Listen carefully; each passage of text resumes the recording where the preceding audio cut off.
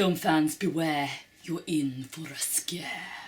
Today I'm going to review for you the new Goosebumps movie, which I've been really excited about seeing because I used to read Goosebumps when I was quite young. My auntie in America used to send them over to me before they came out in the UK.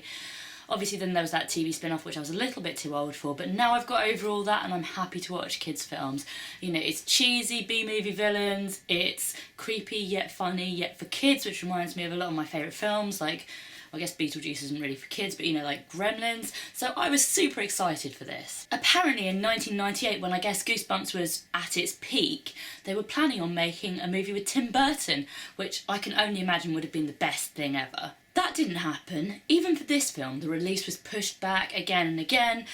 In the last year it's been pushed back a few times, which always makes you worry a bit, like what's wrong with it, why aren't they happy to put it out? But I guess it means they're fine-tuning it, and to tell you the truth, I thought it was a good fun film for kids. It is a kids' film though, and I do wonder if a lot of the people who are into Goosebumps are now too old for it, not weirdos like me who are happy to watch kids' films, whether kids will enjoy it the same way. You know, has it got an audience? Hopefully. I think it's hopefully a good enough standalone movie that it should do quite well. The story revolves around a boy who moves to a new town, as a lot of the Goosebumps books used to. It's a bit of a quiet town and he was hoping for something a bit more fun, but then he runs into his cute yet intriguingly private neighbour and her terrifying dad, and that's where it all starts. And then strange stuff starts to happen. Ooh. It's not actually really that spooky. A lot of the characters that appear on the poster are quite key. So like the abominable snowman, don't know about you, doesn't really creep me out.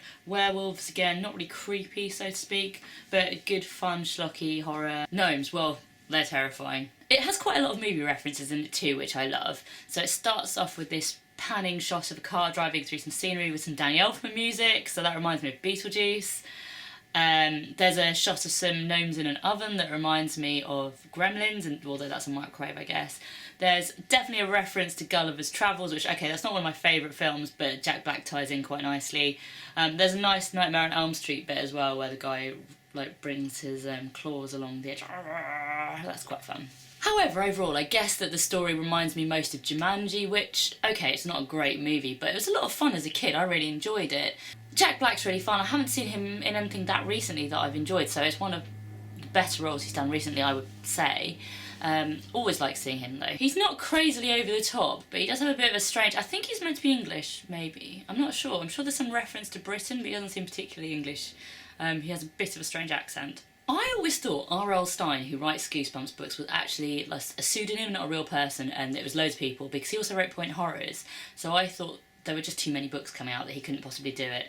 I mean, they are quality literature, so I'm sure they take a long time to write, but apparently he is a guy, or at least he has a face, and R.L. Stine actually has a cameo in the movie as Mr. Black, and obviously Jack Black's playing him, so, you know, ooh, they swapped roles. The monsters were mostly lots of fun though, although the CGI wasn't incredible. They occasionally didn't look that amazing, but it was still really good fun, getting surprised by the different characters that they were going to bring out. I have to admit a lot of my favourite Goosebumps characters perhaps weren't in it. My favourite character, which I feel could have had a little bit more screen time, was I believe it's a vampire floating poodle. Comes in all cute with a little heart or flower or something, and it's like fluffy hair, and then suddenly starts floating, and yeah, I like that, that was good. In general, actually, all the acting was pretty good as well. The kids, I thought, held their parts quite well, their scripting was quite good.